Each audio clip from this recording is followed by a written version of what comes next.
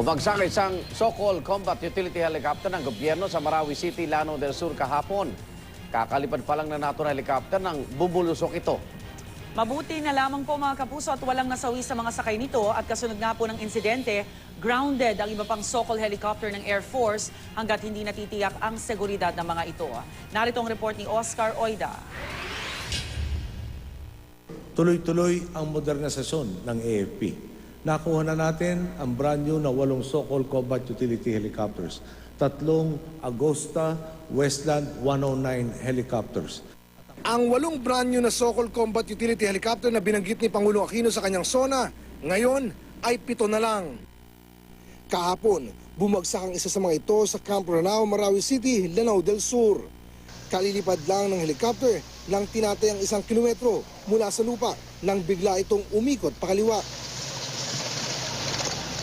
at bumulusok sa lupa. Maganda naman yung take-off. Opo.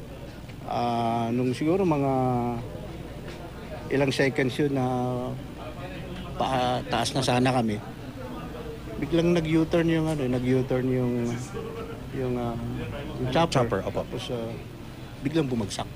4 ang sugatan, kabilang ang piloto, 2 Air Force crew at 1 residenteng tinamaan ng mga parte ng mga binagsakang bahay. Alanganin yung take-off namin. Opo. Dahil pa sa weather condition, wala namang problema sir. Hindi, yung kwan lang siguro yung sa hangin, medyo nag-iba yung hangin. Yung hatak, hindi na nahatak pa, bulusok na kami.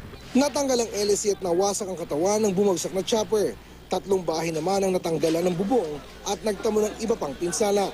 Ang bumagsak na helicopter, bahagi ng aerial security convoy ni na Defense Secretary Volter Gazmin, Interior Secretary Mar Rojas at Energy Secretary Carlos Jericho Petilla. Dumalo sa pulong sa lungsod ang mga kalihim para talakayin ang energy crisis sa Lanao del Sur. Bumuo na ng task force ang Philippine Air Force para imbestigahan ang sanhi ng pagbagsak. Isa sa mga tinitingnan ay kung may sira ba ang bagong biling chopper. Habang gumugulo ang investigasyon, grounded o bawal munang lumipad ang natitirang 7 so-called helicopter ng Philippine Air Force, maliban na lang kung may emergency. Marami-rami na rin ang naitalang aksidenteng kinasangkutan ng mga aircraft ng ating gobyerno. Sa datos na nakalap ng GMA News Research, may 27 insidente nito mula taong 2000 hanggang kahapon.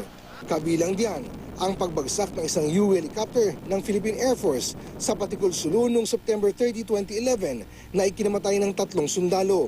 Hindi rin nakaligtas maging ang presidential chopper na bumagsak noong April 7, 2009 sa Kabayan, Benguet. Patay ang lahat ng 8 sakay nito, kabilang si Press Undersecretary Jose Capadocia at Presidential Management Staff Undersecretary Marilu Frostrom. Para sa unang balita, Oscar Oida reporting.